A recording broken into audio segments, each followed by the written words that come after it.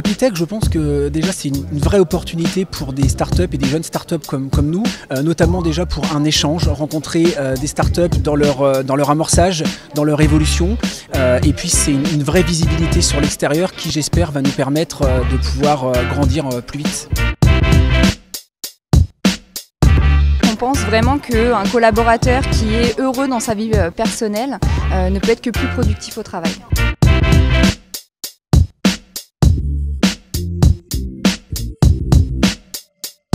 C'est vraiment d'imaginer comment créer des moyens de créer du lien et du lien entre les salariés dans une entreprise. Et ce qui m'a plu dans la Apitech, c'est bien sûr des solutions, bien sûr des talents, mais l'intelligence collective de réunir des talents croisés.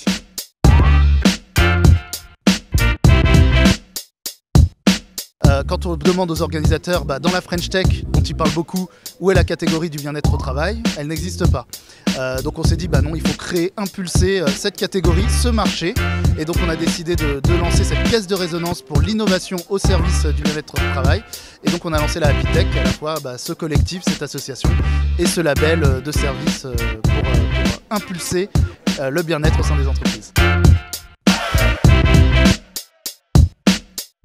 Apitech, ce qui est génial, c'est qu'on apporte des solutions très concrètes avec un collectif de start-up, avec des gens brillants, des start-up avec une vraie technologie derrière, des vraies solutions et des modèles économiques hyper abordables. On donne cette accessibilité et cette vision très clairement transparente.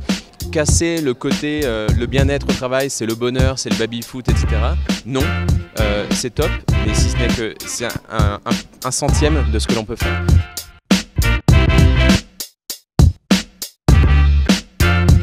Quand Thomas m'a parlé du projet, je me suis tout de suite dit que c'était une initiative formidable. On croit beaucoup à la force du collectif, à la force des réseaux.